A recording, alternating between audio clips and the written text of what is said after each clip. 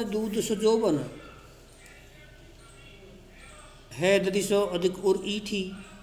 जाच भी आग छपा कर छाछ, समेत सुधा वसुधा सब सीठी।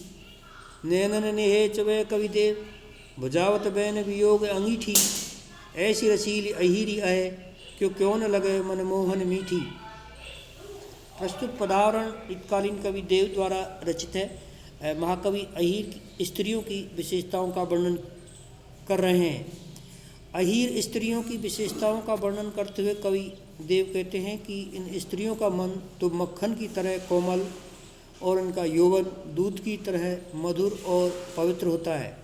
इनका हृदय दही से भी अधिक मन को भाने वाला होता है।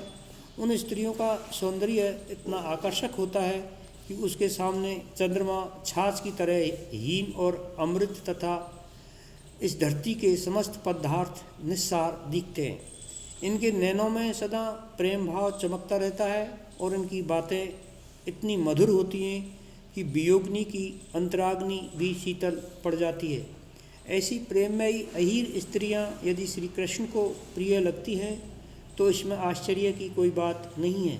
भाव यह है कि इन स्त्रियों में इतने गुण होते हैं, तभी तो श्री कृष्ण का मन इनके प्रति आकृष्ट हुआ था। विशेष में देव के संबंध में यह विख्यात है कि वे भ्रमणशील थे, इसलिए उन्हें स्थान स्थान की स्त्रियों के स्वभाव को जानने पहचानने का पर्याप्त अवसर मिला। उन्होंने अपने काव्य में विभिन्न प्रांतों की स्त्रियों की विशेषताओं को वर्णित किया है। आलोचना, व्यतिरेक तथा रूपक अलंकारों का अच्छा प्रयोग प्रस्तुत पद में हुआ है। अगली व्याख्या के रूप में, को बचिए ये बैरी बसंत पे आवत, जो बन आग लगावत। बोरत ही करि डारत बोरी, भरे विष बैरी रसाल कहावत। होत करे जन की कृषय, कवि देव जो कोकिल बैन सुनावत।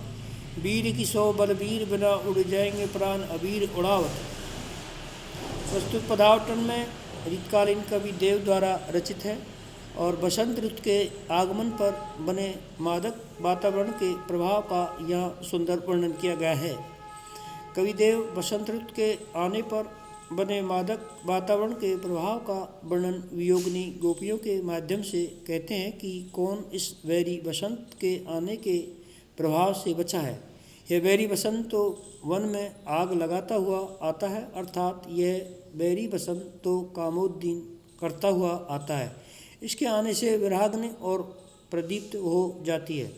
वसंत ऋतु के आने पर आम के वृक्षों पर बोर आने लगता है, अर्थात आम के वृक्षों पर फूल आने लगते हैं। उन फूलों की मादक सुगंध पागल कर देती है, जिससे विराग्नि और बढ़ जाती है। इसलिए आम के वृक्ष विष से भरे दुश्मन कहलाने लगते हैं। कवि देव ने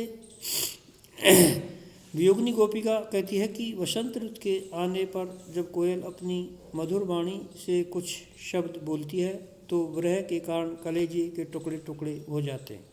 कहने का भाव यह है कि विरह वेदना के कारण हृदय टूट जाता है।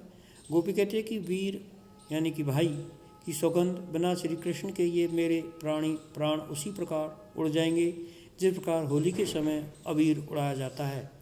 विशेष गोपी की विरह दशा का बहुत ही मार्मिक चित्रण अभिव्यक्त हुआ है और अनुप्रास, रूपक आदि अलंकारों की छटा अत्यधिक सहज देखने को मिली है।